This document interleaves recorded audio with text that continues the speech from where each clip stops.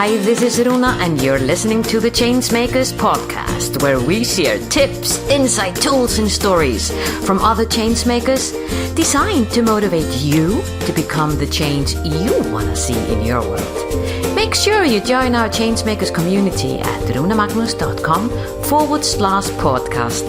And now, this is your time to sit back, relax, and enjoy. Goodness gracious, people, you are going to go in for a treat today. Oh la la. I have with me today a beautiful man from the inside out, Brooks Cole. He is the person to go to when you want to take your brand to a whole nother level. And I'm saying that as a branding nerd myself, because what Brooks does is he takes your brand to the holistic side of everything, I would really say. So basically what he is doing, well, and we're going to go into that in my discussions today, but just to tell you a little bit about Brooks and how I know him and how he knows me is because we're both part of the network for transformational leaders. And I've had few really interesting, insightful, and fun conversations with Brooks over the time, talking about philosophical things, talking about the quantum physics things, basically talking about all the things that I love to talk about, but sometimes I don't have the space or I don't have people around me like Brooks who can do that and who can share that. So Brooks, welcome to the Changemakers podcast. I'm so happy. The great Runa, Viking goddess. So great to see you again. So great to see you again. Viking goddess. I just see your face and I light up inside and out, I must say. Oh, thank you. Thank you. Isn't that, should we just dwell on that? No. Absolutely. No. That's that deep, profound resonance that we have with each other before we even open our mouths. Yeah, and that is true. That is true. And most of what's going on in this world is really happening in the invisible and in the unconscious. Yeah. And the egoic mind, of course, rushes in and takes credit for it all. But really, it's all going on behind the scenes. So we see each other and boom, we know each other. And then we shake hands and start doing the, hey, how are you? Yeah. But that's all an overlay. Yeah, that is all an overlay. Yeah, you're right. Before I pressed the recording button, where Brooks and I were talking about, of course, my favorite subject at all times these days, the boxes and the no more boxes and being in a box and getting out of a box and all sorts of boxes. And one thing came up in our discussions that I really light my fire, and it's the technology box and how technology is destroying our soul purpose today and connecting with our soul. You said something that really, can you repeat that? Yeah, so don't get me wrong. I think because I'm a techno, I call myself a human machine symbiote. I love my devices. Yeah. I'm sitting here sandwiched in all these screens. You know, I'm surrounded by screens. People come into my main office and they think, oh my God, how, you're going to get a sunburn with all these screens. My feeling about the relationship between the soul path and technology is that it's a choice, that technology is the single most leveraged and powerful tool ever invented. And now the thing that's really making the plot twist exciting in the movie is that it's now becoming sentient, or it's close to becoming sentient. We have all these movies and TV specials, etc., that are going into this, and some of the great minds, Elon Musk of Tesla, Stephen Hawking, have said, be wary of the implication of this. But then Elon Musk is putting rockets into the sky and putting cars around the world. So here it is. Everything that we do is about intention and conscious choice. And technology is especially that way. And if we have a choice to either be the servants of the machine and whatever is behind the machine, or we can take conscious control of our intention and our soul path and use technology to amplify it. But if the default setting is do what the machine is telling you, go hang out on Facebook and then lose 3 hours and say what happened all that time, and feel demonstrably more depressed and less connected than you did when you started Facebook, which we are now learning about the nature of it. Yeah. So what I'm basically saying is I don't think technology is destroying it any more than, you have a saw, you can build a house or you can cut your hand off. Yeah. It's just how you use it. Yeah, again, with a conscious choice.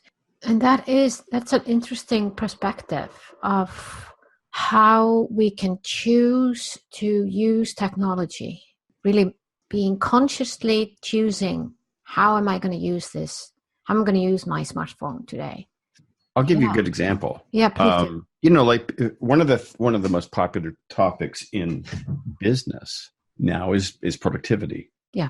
Because people get to the end of their day and their to-do list is not any shorter. And they often feel like they've been distracted to death, but at the same time, they feel like, wow, I'm really working hard. I'm focusing, I'm doing all this stuff. But why at the end of the day do I feel like I have not really made progress on my goals?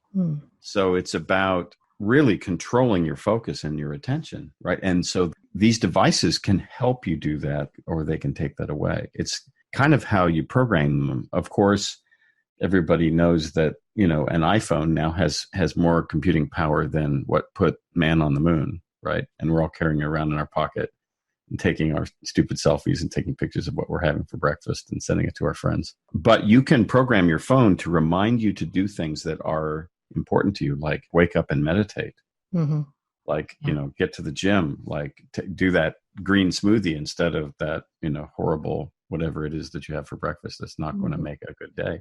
And what we know from behavioral science and behavioral engineering is in order to make a transformation in our lives, we actually need the motivation to do it. And then we need a trigger. And so if you dedicate yourself to designing your own triggers rather than being triggered by, oh my God, somebody's sending me an email. Oh, I know I am to do what they tell me. And instead you have your own triggers, then technology can be your servant rather than the other way around. Yeah, instead of reacting to all the buzz. Yeah. So tell me, it sounds to me like there's a story that you have, that basically got you to where you are today when it comes to this deep understanding. Can you share it with us? How did you? Absolutely. I remember being a kid in my parents' home in middle school and high school, and I had not read anything about meditation or any of the great consciousness books. This was, I was just this kid trying to get good grades and get a scholarship and all that. Then I got to college, and all of a sudden I started wandering through the library and books started throwing themselves at me as they do, and I began to be fascinated by the study of consciousness. I was reading Buddhism. I was reading scientists on the study. And I realized that a lot of scientists were scratching their heads about what consciousness was. They couldn't define it. And I began to have a series of experiences, as one does in college, that I had never had in high school. And I began to be fascinated by what consciousness was. And I had a revelation that it was like a field phenomenon, like a magnet, like the Van Allen radiation belt around the Earth. Energy field. Yeah. And we now, we talk about auras and so forth, but I've made a lifelong study into this. I'm even a certified energy practitioner in subtle anatomy healing, which is about recognizing that we are not in our bodies. Our bodies are in us. That the thing that we are is very large and very energetic and very interconnected to the rest of the universe. We are not isolated monkeys and, human monkeys. We are, in fact, soul beings, energetic beings that are exuding a sort of a meat suit for the time being. Yeah. And it passes away, and then there's another one. So when I was examining this phenomenon in college, I thought, wait a minute, this is kind of like those science fiction books where we're talking about the holodeck type, although back then I'm pretty old now. So they weren't talking about that in those terms. Star Trek didn't exist yet, at least not that holodeck yet. This was last century. Well, I guess the original Gene Roddenberry sort of Star Trek was in fact happening, but they hadn't really invented this holodeck idea yet. Okay. But what I realized was that consciousness is kind of like our most immediate neighbor. We're immersed in it like a goldfish in a bowl of water. And that I began to realize that as technology was gaining traction, that what we were trying to do with media technology, a microphone is basically an inside-out ear. Mm-hmm. A speaker is an inside-out diaphragm. A monitor is an inside-out eye. Mm-hmm. What we're doing with this technology is we're trying to expand our native sensorial capacities. And I thought, what is the inside-out mind? What is it that can amplify the mind itself? And as I began to read more personal growth books and so forth, I realized it's not just about the rational mind. It's about the reflective mind that examines the self, the soul progress, one's happiness and fulfillment, one's success in any way you define it, and realizing that even back then, there was television that would basically put you in a kind of virtual reality, give you a stare response, and have you just sit there and do nothing and basically watch programs. They're called programs because you're being programmed, right? Oh, yeah. Yeah. Or you can, or... Thought of it that way. Yep. In fact, so in the 80s, I was an expert in interactive television. Yeah. This is where my first patent came from, a method and apparatus for the visual navigation of information objects. I was working on what interactive television might be. Now we take it for granted. Oh, it's just Amazon, Netflix, whatever. Yeah. You can have anything you want, anytime you want. But back in our early day, there were just a few television channels, and if you wanted to watch a program, you had to show up on time and watch it. It was a sacred time. Sit through the commercials. Yeah. So in the process of exploring these ideas with interactive television, I began to realize that we were inverting what was a military technology. Television was originally a military technology. People don't know that, but RCA, Sarnoff Labs, that was the dawn of television. That Sarnoff was General Sarnoff, and he was basically the head of Army information. So we think of ourselves, I don't know, we have a different relationship to media than our parents did, but we still have the same, we have more choice. Mm-hmm. And yet, how are we using the choice? So my assertion is that if we seize this mind media technology that is available to us and put it to work for our higher selves, rather than have our lower selves be its servant, the technology and transformation are perfect allies. And tell me, can you share with me the vision that you have when humankind has done that? Absolutely. We're not so far from telepathy. No. I was at the TransTech conference last year.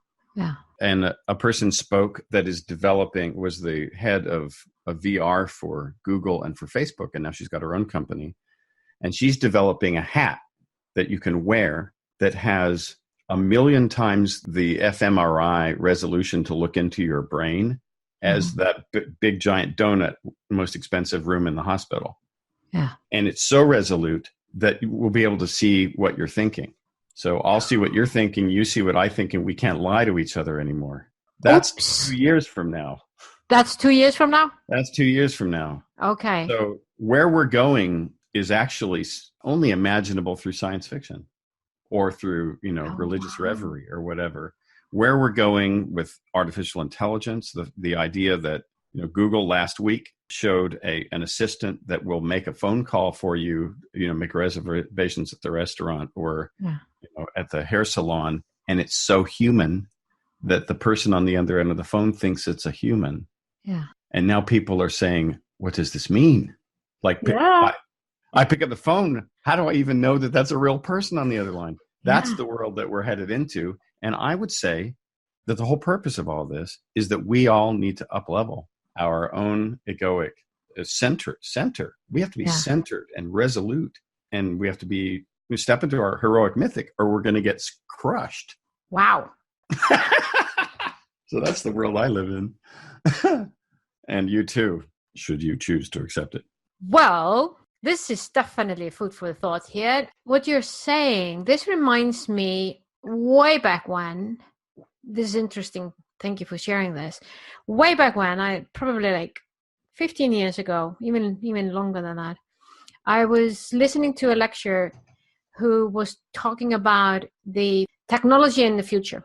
And one of the things that he said then, he said, today we have the devices that can give us basically, if you go to, let's say, an electronic shop and you see a barcode for a TV screen or whatever, and you can take your phone and you can scan that barcode and you can instantly see where in the world is this same product available at what price.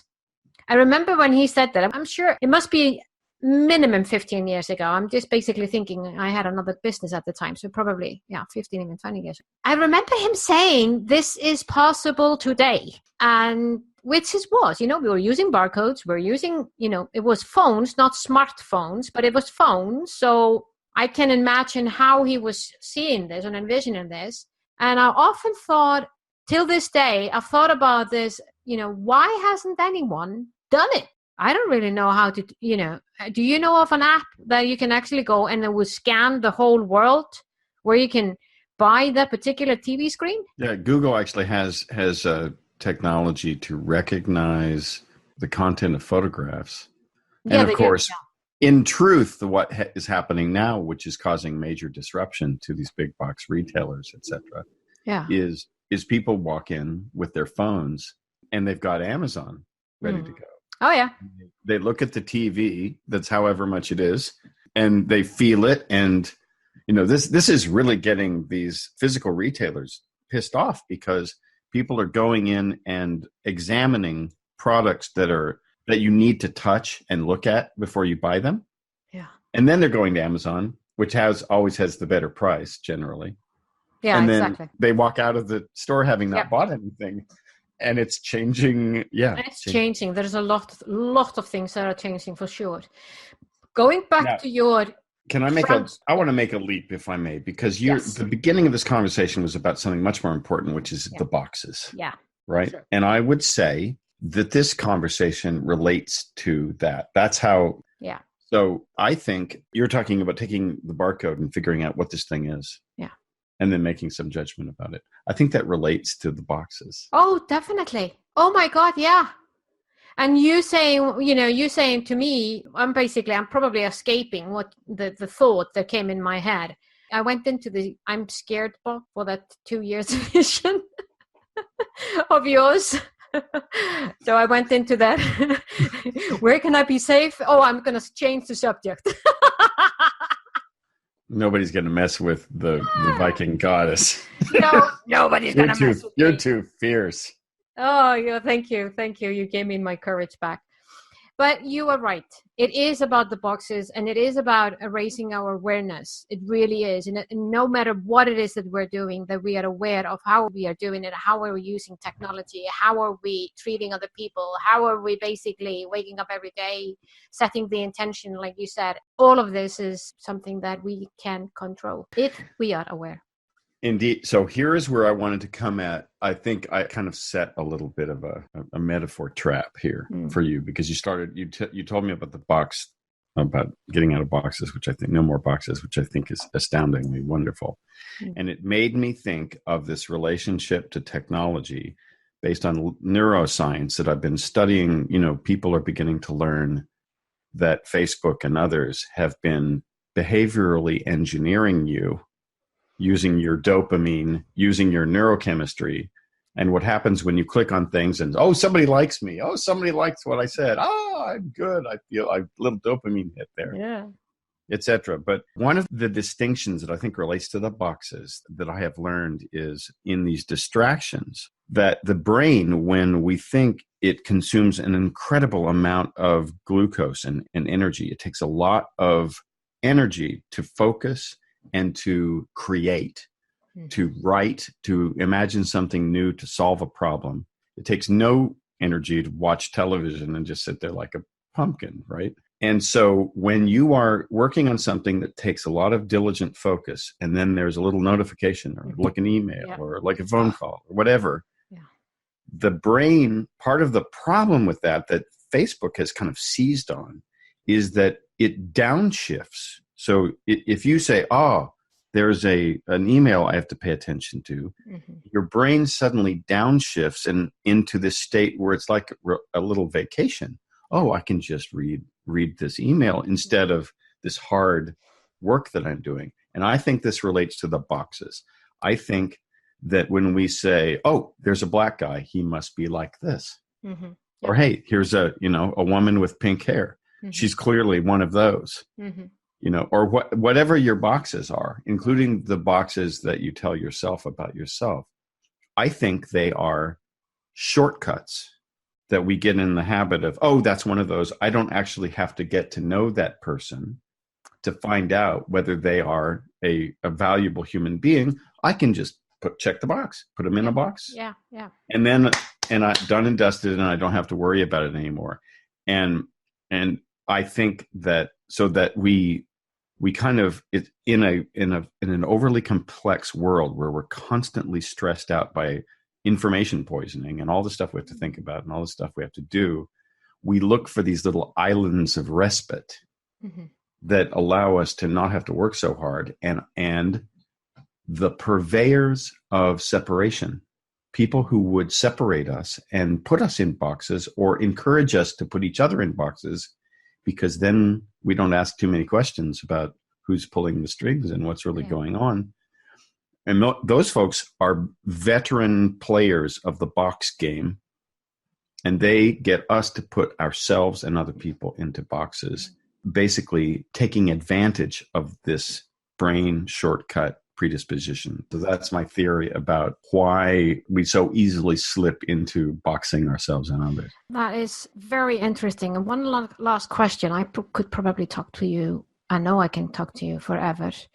But for the time's sake, my last question here, from what you're saying on the neuroscience and the energy that we are putting in when we putting people into boxes, what would you say is the outcome energetically when we do the judgmental thing with that, the automatic reaction? Like you say, hey, you see a black man and you put them into a box, and you see a woman with a pink hair, like you mentioned, put that in another box, and there is something going on in your head as you're doing that. You're something, I'm not black, so I'm not putting myself into that box for that. Energetically, what are we really doing with that situation? Oh yeah, and it's clear because boxes have two sides. Yeah.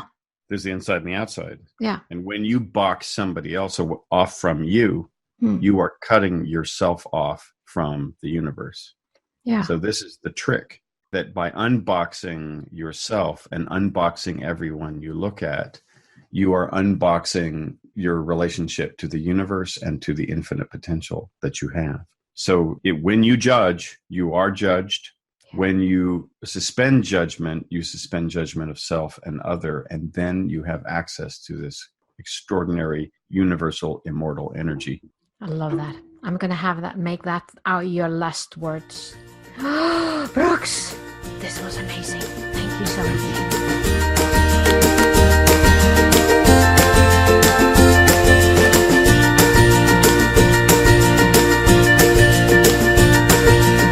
Was this podcast of value for you? I sure hope so. If so, feel free to share the love and give us your generous review on iTunes or Stitcher. And remember that you can always go to runemagnus.com to find out more about the Changemakers and how we can help you drive the change you want to see in your world.